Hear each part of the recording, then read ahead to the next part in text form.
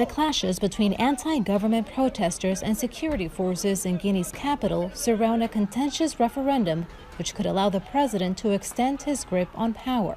Several government offices and schools that were to be used as polling stations have been set on fire by demonstrators.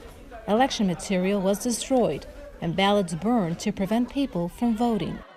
We'll keep protesting until he respects the Constitution and until he stops his plans for a third term. That's mandatory, no matter what.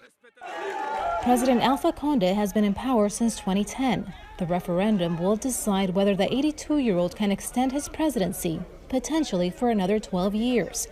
He rescheduled the referendum last month when millions of unaccounted names were listed on the electoral roll. The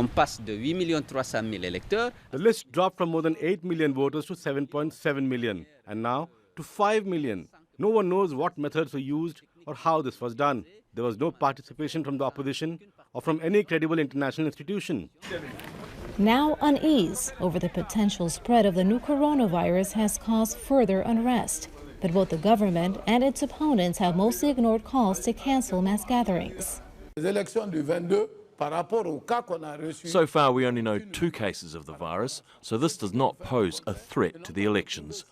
Those who disagree should show me scientific evidence that shows otherwise. Thousands of protesters have taken to the streets since October to speak out against Condé and his government. They say the economy is weak and their leaders corrupt. We're tired of Alpha Condé. We're tired of hunger, killing and threats. We say no to the referendum. The divide is growing between the government of Guinea's first democratically elected president and those who say it's time for him to step down. Katia Lopez Odoyan, Al Jazeera.